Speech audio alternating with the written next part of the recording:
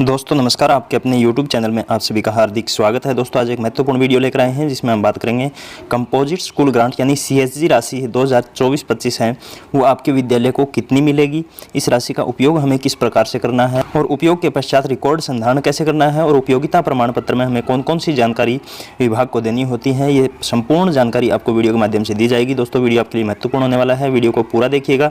और अगर अभी तक आपने चैनल को सब्सक्राइब नहीं किया दोस्तों, चैनल को जरूर सब्सक्राइब कर लें, बेल आइकन प्रेस करके ऑल नोटिफिकेशन ऑन कर लें। चलिए दोस्तों वीडियो शुरू करते हैं।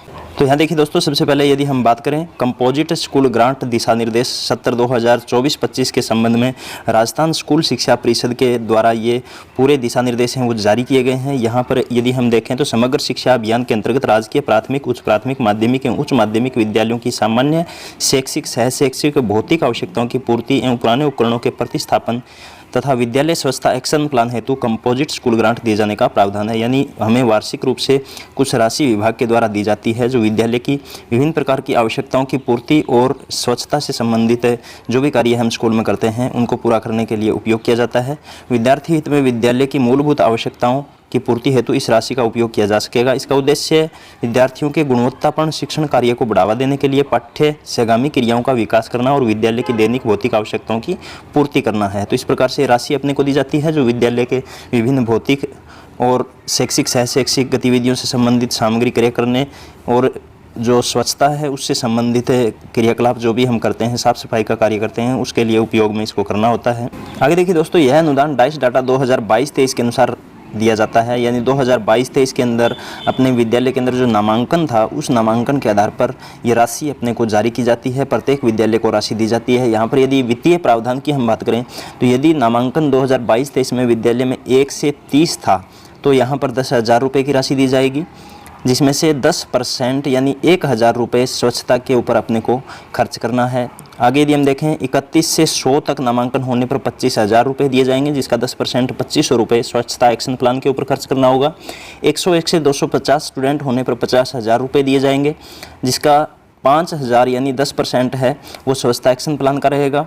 251 से 1,000 तक स्टूडेंट होने पर 75,000 रुपये राशि दी जाएगी, जिसका 10% 7,500 रुपये स्वच्छता एक्शन प्लान पर खर्च करना होगा। और 1,000 से अधिक स्टूडेंट होने पर 1,00,000 रुपये राशि विद्यालय को CSG के रूप में दी जाएगी, जिसका 10% यानी 10,000 रुपये स्वच्छता एक्शन प्लान पर अपने को खर्च करना होगा। यहाँ पर आगे देखिए, उपरोक्त तालिका की क्रम संख्या 1 से 5 तक की विस्तृत सूची परिशिष्ट 2 पर संलग्न सूची आगे दी गई है, उसकी भी हम बात करेंगे। मर्ज हुए विद्यालय और शून्य नामांकन वाले विद्यालयों को यह अनुदान देय नहीं होगा। जो विद्यालय मर्ज हो गए हैं या जिनके अंदर नामांकन शून्य है, बच्चों की संख्या नील है, उन विद्यालयों को CSG राशि जारी नहीं की जाती है। आगे देखिए, कार्य प्रक्रिया यानी किस प्रकार से इस राशि का हमें उपयोग करना है, कौन कौन से कार्य उसके लिए अपने को करने हैं, उसकी यदि हम बात करें तो सबसे पहले अपने को SMC SDMC अपने विद्यालय की वार्षिक आवश्यकताओं का चिन्हीकरण करें और लिखित प्रस्ताव प्राप्त करें। यानी जो भी अपनी SMC है या SDMC है उसके द्वारा विद्यालय के अंदर वर्ष भर के अंदर जिन जिन चीज़ों की आवश्यकता है उन आवश्यकताओं को चिन्हित करना है और उसका लिखित में एक प्रस्ताव है वो प्रस्तुत करते हुए उसको पारित करना है। वर्ष भर की आवश्यकताओं का वित्तीय अनुमान निर्धारित करें। अब प्रस्ताव लेने के बाद में उसके ऊपर खर्चा कितना होना है उसका वित्तीय अनुमान भी निर्धारित करना होता है। और यहाँ पर वित्तीय अनुमान निर्धारित करने के बाद क्रय समिति का गठन करना होता है, जिसके अंदर 4 सदस्य होंगे, जिसमें से अध्यक्ष, सचिव और 2 सदस्य जो होते हैं अपने SDMC SMC के जिनमें अभिभावक होते हैं उनमें से हम कोई भी लेंगे। तो इस प्रकार से अध्यक्ष, सचिव और 2 अन्य सदस्यों के साथ 4 सदस्यों की क्रय समिति अपने को बनानी होगी। क्रय की गई सामग्री की गुणवत्ता उच्च स्तर की होनी चाहिए। सामग्री क्रय कर रोकर बही, स्टॉक रजिस्टर, बिल, वाउचर को सुव्यवस्थित संधारित करें। यानी जो भी सामग्री क्रय की जाती है उसका कैश बुक के अंदर इंदराज करना होता है, स्टॉक रजिस्टर के अंदर इंदराज करना होता है, बिल वाउचर्स हैं उनको एक फाइल में लगा करके अपने को सुव्यवस्थित रखना होता है। CSG राशि का उपयोग किया जाकर विद्यालयों द्वारा उपयोगिता प्रमाण पत्र ब्लॉक कार्यालय को प्रेषित किया जाएगा। ब्लॉक कार्यालय द्वारा समेकित उपयोगिता प्रमाण पत्र जिला परियोजना समन्वयक कार्यालय को प्रेषित किया जाएगा। जिला परियोजना समन्वयक जिले का उपयोगिता प्रमाण पत्र परिषद कार्यालय को, यहाँ पर मेल ID दी गई है, इसके ऊपर भेजा जाएगा। तो प्रत्येक प्रत्येक विद्यालय को जो भी राशि जारी की जाती है उस राशि का उपयोग करने के बाद उपयोगिता प्रमाण पत्र ब्लॉक कार्यालय को अपने को भेजना होता है। आगे यदि हम यहाँ पर बात करें दोस्तों, विद्यालय स्तर के ऊपर जो भी सामग्री हम क्रय कर सकते हैं CSG राशि से, वो कौन कौन सी होगी, किस प्रकार से उसका उपयोग हम कर सकते हैं। तो यहाँ आप देख सकते हैं कंपोजिट स्कूल ग्रांट की राशि का उपयोग निम्न सामग्री क्रय करने कार्य में आवश्यकता अनुसार किया जा सकता है।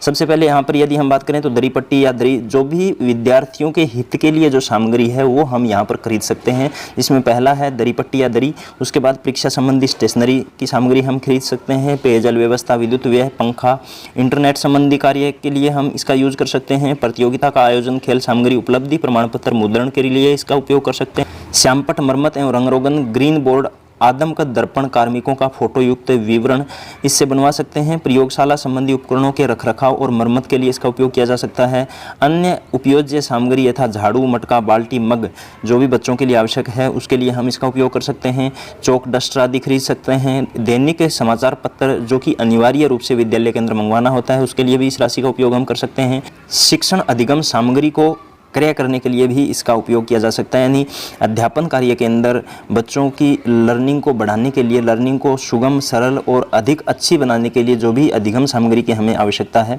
वो हम इससे क्रय कर सकते हैं। छात्र हित में अन्य आवर्ती खर्च हम कर सकते हैं, अग्निशमन यंत्र के सिलेंडर से में गैस भरवाने के लिए इस राशि का उपयोग किया जा सकता है, शाला स्वास्थ्य कार्यक्रम में रेफर किए गए विद्यार्थियों को अस्पताल ले जाने का किराया भी इस राशि से वहन किया जा सकता है, वार्षिक टूट फूट, मरम्मत व सौंदर्यन, विद्यालय भवन, शौचालय, मूत्रालय व अन्य व्यवस्थाओं के लिए भी इसका उपयोग कर सकते हैं, विद्यालय के अक्रियाशील उपकरणों के प्रतिस्थापन के लिए इसका उपयोग किया जा सकता है। इसके बाद देखिए 10% जो स्वच्छता के लिए हम राशि यूज करेंगे उसको कौन कौन से कार्यों के अंदर उपयोग कर सकते हैं। तो यहाँ पर देख सकते हैं सबसे पहले विद्यालय के शौचालय मूत्रालयों का नियमित उपयोग व रखरखाव के लिए इस राशि का उपयोग किया जा सकता है।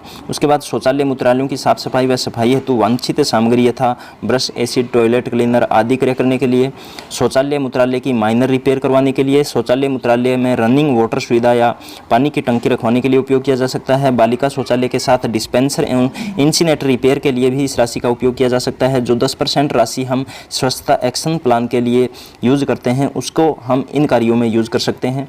विद्यार्थियों को हाथ धोने के लिए साबुन की व्यवस्था करने के लिए, बेकार पानी तथा सूखे कचरे के निस्तारण की व्यवस्था हेतु, कक्षा कक्षों एवं विद्यालय परिसर में रखने के लिए कचरा पात्र क्रय करने या तैयार करने हेतु, पेयजल स्रोत की रिपेयरिंग करने के लिए और सैनिटाइजर या साबुन की व्यवस्था के लिए इस राशि का उपयोग किया जा सकता है। जो 10% राशि हमें स्वच्छता के रूप में काम में लेनी है उसका उपयोग हम इस प्रकार से कर सकते हैं।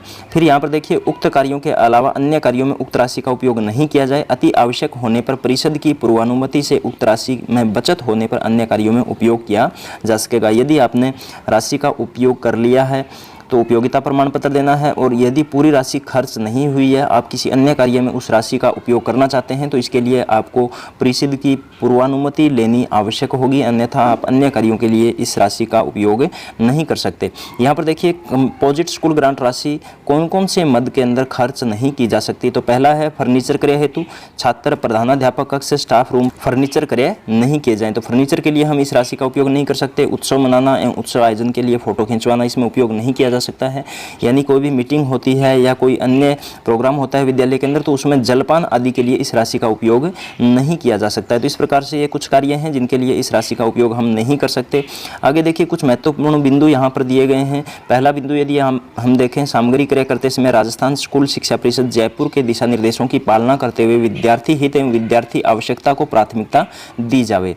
क्रय की गई सामग्री का उचित रखरखाव करते हुए वर्ष पर्यंत उपयोग सुनिश्चित किया जाए।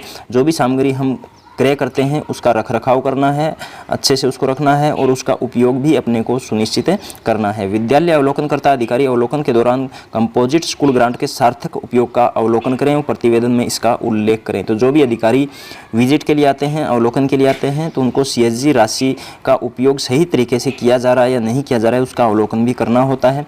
ICT लैब को प्राथमिकता से क्रियाशील बनाना, राशि उपयोग की सुनिश्चितता निम्नलिखित चरणबद्ध समय सीमा में किया जाना है, यानी कौन कितनी राशि हम किस समय तक उपयोग कर सकते हैं वो भी हमें ध्यान रखना है। जो भी राशि अपने को प्राप्त हुई है अपने विद्यालय के नामांकन के अनुसार उसका 40% अपने को जुलाई से सितंबर महीने तक करना है, 30% राशि का उपयोग अक्टूबर से दिसंबर तक करना है और शेष जो 30% राशि है वो जनवरी से फरवरी तक अपने को यूज करनी है।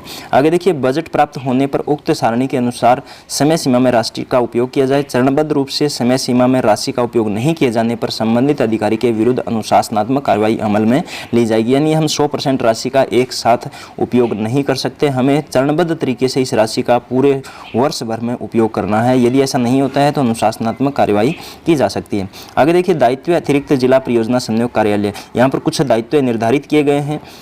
यहाँ आगे आप देख सकते हैं सीबीओ कार्यालय के दायित्व भी निर्धारित किए गए हैं। पीओ यूसीओ के दायित्व यहाँ पर निर्धारित किए गए हैं। यहाँ पर यदि पीओ के दायित्व की बात करें तो अधीनस्थ विद्यालयों द्वारा कंपोजिट स्कूल ग्रांट राशि का दिशा निर्देशों अनुसार विद्यार्थी हित में उपयोग करवाना, विद्यालयों को जारी राशि के उपयोग की सतत मॉनिटरिंग करना। पीओ का कार्य रहेगा कि जो भी राशि स्कूल को जारी की गई है उसका विभागीय दिशा निर्देशानुसार विद्यार्थी हित में विद्यालयों से उपयोग करवाना और उसका मॉनिटरिंग करना। वित्तीय वर्ष 2024-25 में अधीनस्थ विद्यालयों से कंपोजिट स्कूल ग्रांट की संपूर्ण राशि के उपयोग का उपयोगिता प्रमाण पत्र प्राप्त कर सीबीओ कार्यालय को प्रेषित करने का कार्य भी, जो दायित्व है वो भी पीओ या यूसीओ कार्यालय करेगा। यहाँ पर यदि हम संस्था प्रधान के दायित्व की बात करें तो यहाँ आप देख सकते हैं विद्यालय की एसडीएमसी एसएमसी से विद्यालय की सुविधाओं के लिए आवश्यकताओं का चिन्हीकरण कर लिखित में प्रस्ताव प्राप्त करना एवं वर्ष भर की आवश्यकताओं का वित्तीय अनुपात निर्धारित करना। ये हम पहले भी देख चुके हैं कि अपने को एसएमसी एसडीएमसी के माध्यम से विद्यालय के अंदर जो भी वर्ष भर के अंदर आवश्यकताएं हैं उनको चिन्हित करना है और उनके बजट का अनुमान अपने को लगाना है। उसके बाद हमें 4 सदस्यों की क्रय समिति बनानी है जिसके अंदर अध्यक्ष सचिव और 2 अन्य अभिभावक सदस्य लेने हैं और सामान क्रय करते समय उच्च गुणवत्ता का सामान हमें क्रय करना है। सामग्री क्रय कर रोकड़ बही स्टॉक रजिस्टर बिल वाउचर को सुव्यवस्थित संधारित करना, तो कैश बुक के अंदर एंट्री करनी है, बिल वाउचर को सुव्यवस्थित रूप से रखना है और जो भी सामग्री हम खरीद के लाते हैं उसका स्थायी और अस्थायी स्टॉक रजिस्टर के इंदराज करना है। आगे देखिए, वित्तीय वर्ष के अंत में कंपोजिट स्कूल ग्रांट की समस्त राशि के उपयोग का उपयोगिता प्रमाण पत्र भी पीओ यूसीओ कार्यालय को प्रेषित करने का दायित्व संस्था प्रदान का रहता है। फिर यहाँ पर यदि हम देखें तो परिषद कार्यालय से एसएनए से राशि आहरण की स्वीकृति प्राप्त होने के उपरांत जिला कार्यालय 3 दिवस में चरणबद्ध रूप से ब्लॉक पीओ यूसीओ विद्यालय को राशि आहरण की स्वीकृति जारी करवाया जाना सुनिश्चित करें। तो एसएनए से राशि आहरण की स्वीकृति जैसे ही परिषद से प्राप्त होती है उसके 3 दिन के अंदर विद्यालय को इसकी उपयोग की स्वीकृति जारी करनी होती है। प्रबंध पोर्टल एवं एसएनए की व्यय राशियों में किसी प्रकार का अंतर स्वीकार्य नहीं होगा, अन्यथा संबंधित की जिम्मेदारी तय कर उसके विरुद्ध कार्रवाई की जाएगी। तो ये भी अपने को ध्यान रखना है। यहाँ पर यदि लेखा संबंधी बिंदुओं की हम बात करें तो यहाँ देख सकते हैं दोस्तों, इस मद में निर्धारित बजट की सीमा से अधिक व्यय नहीं किया जाए। जो भी बजट है, जो राशि हमें मिली है उससे ज़्यादा व्यय हम नहीं कर सकते। निर्धारित सीमा से अधिक व्यय किए जाने पर संबंधित जो भी कार्मिक है उसके विरुद्ध नियमानुसार कार्रवाई कर राशि है उसका वसूल किया जाएगा। क्रय हेतु वित्तीय नियमों को ध्यान में अपने को रखना है। किए गए व्यय का निर्धारित समयावधि में उपयोगिता प्रमाण पत्र दिया जाकर समायोजन सुनिश्चित करवाया जाए। राशि का उपयोग गतिविधि व शिक्षा मंत्रालय के दिशा निर्देश अनुसार वित्तीय नियमों की पूर्ण पालना करते हुए विहित प्रक्रिया अनुसार किया जाना सुनिश्चित करें। तो जो भी दिशा निर्देश अपने को दिए जाते हैं उसी के अकॉर्डिंग अपने को राशि का उपयोग करना है। क्रय की जाने वाली सामग्री में राजस्थान लोक उपापन में पारदर्शिता अधिनियम 2012 एवं नियम 2013 की अक्षरशः पालना सुनिश्चित की जाए। तो इस प्रकार से लेखा संबंधी कुछ बिंदु अपने को दिए गए हैं। आगे देखिए दोस्तों, यहाँ पर डिस्ट्रिक्ट वाइज जो राशि जारी की गई है 2024-25 के लिए, यहाँ पर एलिमेंट्री बजट यहाँ पर दिखाया गया है। तो डिस्ट्रिक्ट वाइज ये बजट हम देख सकते हैं कौन से डिस्ट्रिक्ट को कितनी राशि जारी की गई है। उसके बाद यहाँ पर सेकेंडरी स्कूलों के लिए जो बजट जारी किया गया है, जो राशि जारी की गई है वो भी यहाँ पर डिस्ट्रिक्ट वाइज दी गई है, ये भी हम यहाँ पर देख सकते हैं। उसके बाद देखिए, विद्यालय स्तर के ऊपर जो उपयोगिता प्रमाण पत्र अपने को देना होता है उसके अंदर हमें कौन कौन सी जानकारी देनी होती है। तो यहाँ पर आप देख सकते हैं विद्यालय का नाम वगैरह, ये जो नॉर्मल डिटेल हैं अपने विद्यालय से संबंधित वो अपने को देनी होती हैं। इसके अलावा विद्यालय को कितनी राशि यहाँ पर प्राप्त हुई है वो देना होता है और उसका कितना उपयोग हमने किया है, कितनी राशि हमने उपयोग कर ली है वो यहाँ पर अपने को देना होता है। उसके बाद में यहाँ पर अपने को सारणी में क्रम संख्या, महीने का नाम, कौन से महीने के अंदर राशि उपयोग की गई है, कितनी राशि उपयोग की गई है, उस माह का नाम, बिल और दिनांक, जो भी राशि उपयोग की गई है उसके बिल संख्या कितनी है और डेट क्या है वो यहाँ पर अपने को देनी होती है। फर्म का नाम, किस फर्म से हमने सामग्री खरीदी है, कौन सी सामग्री खरीदी गई है उसका नाम यहाँ पर देना है, मात्रा या संख्या यहाँ पर देनी है, कितनी सामग्री हमने खरीदी है, उसकी दर क्या है वो यहाँ पर देंगे, कुल रुपए यहाँ पर हमें देने हैं, कितने रुपए की सामग्री हमने क्रय की है, उपयोग का विवरण वो सामग्री जो हमने क्रय की है उसका उपयोग हमने किस प्रकार से किया है या किस प्रकार से हम कर रहे हैं उसका विवरण यहाँ पर देना है। उसके बाद में स्टॉक रजिस्टर के अंदर जो हम एंट्री करते हैं उसके पृष्ठ संख्या और डेट, किस पृष्ठ पर किस डेट को एंट्री की गई है वो अपने को यहाँ पर देना होता है। इसके बाद में कोई भी अन्य यदि विवरण अपने को देना है, कोई विशेष विवरण देना है तो वो यहाँ पर हमें दे सकते हैं। इसके बाद देखिए प्रमाणित किया जाता है कि उक्त सामग्री परिषद द्वारा जारी दिशा निर्देशों के अनुसार शाला प्रबंधन समिति SMC या SDMC जो भी है उसके प्रस्ताव संख्या, जो प्रस्ताव हमने लिया है वो यहाँ पर देना होगा, उसकी संख्या क्या है और किस दिनांक को प्रस्ताव लिया गया है उसकी जानकारी हमें यहाँ पर देनी होगी। आगे देखिए जिसका अनुमोदन SMC SDMC के द्वारा दिनांक द्वारा किया गया, यहाँ पर किस दिनांक को उस प्रस्ताव का अनुमोदन किया गया है, राशि क्रय करने के बाद में जो प्रस्ताव उसका अनुमोदन करने के बाद जो भी डेट है वो अपने को यहाँ पर देनी है। और साथ ही यहाँ पर विद्यालय के अंदर 2022-23 के अनुसार शून्य नामांकन नहीं है, ये भी यहाँ पर दिया गया है। अगर शून्य नामांकन है और आपको राशि जारी हो जाती है तो उस राशि का आपको उपयोग नहीं करना है, उपयोग आप नहीं कर सकते, वो राशि आपको वापस लौटानी होती है। यहाँ पर हस्ताक्षर होंगे, सचिव के हस्ताक्षर हो जाएंगे और अध्यक्ष के हस्ताक्षर हो जाएंगे। SMC अध्यक्ष और सचिव के हस्ताक्षर से ये प्रमाण पत्र है वो अपने को तैयार करते हुए PO के माध्यम से ब्लॉक कार्यालय को भेजना होता है। इसी प्रकार PO के लिए भी यहाँ पर उपयोगिता प्रमाण पत्र दिया गया है दोस्तों। यदि PO के अंडर में एक से ज़्यादा विद्यालय हैं तो उसका कंबाइंड करते हुए एक जाई प्रमाण पत्र है वो PO यहाँ से ब्लॉक कार्यालय को भेजेगा। इसी प्रकार ब्लॉक कार्यालय है वो यहाँ पर समस्त ब्लॉक के अंदर जितने भी विद्यालय हैं उनकी समस्त राशि का उपयोगिता प्रमाण पत्र तैयार करते हुए उच्च कार्यालय को भेजेगा। और यहाँ पर जिला स्तर पर उपयोगिता प्रमाण पत्र जो भेजना होता है उसका यहाँ पर फॉर्मेट है वो दिया गया है, ये भी आप देख सकते हैं। तो इस प्रकार से दोस्तों इस राशि का उपयोग हम अपने विद्यालय के अंदर छात्र हित को ध्यान में रखते हुए करेंगे और जो भी राशि हम यूज़ करते हैं उसके बिल वाउचर हैं या उसका कैश बुक में रिकॉर्ड संधारण करना है वो कार्य करते हुए अपने को इसका उपयोगिता प्रमाण पत्र UCO के माध्यम से या PO के माध्यम से ब्लॉक कार्यालय को भेजना होता है। तो पूरी जानकारी दोस्तों इस वीडियो के माध्यम से आपको देने का प्रयास किया गया है, किस प्रकार से CSG राशि का कौन से कार्यों के अंदर हम उपयोग कर सकते हैं और किस प्रकार से उपयोगिता प्रमाण पत्र हम तैयार करेंगे। दोस्तों वीडियो अगर उपयोगी लगा हो तो वीडियो को ज़्यादा से ज़्यादा लाइक और शेयर कीजिएगा और अगर अभी तक आपने चैनल को सब्सक्राइब नहीं किया दोस्तों चैनल को ज़रूर सब्सक्राइब कर लें, बेल आइकन प्रेस करके ऑल नोटिफिकेशन ऑन कर लें। दोस्तों फिर मिलते हैं एक नए वीडियो के साथ, तब तक के लिए जय हिंद जय भारत।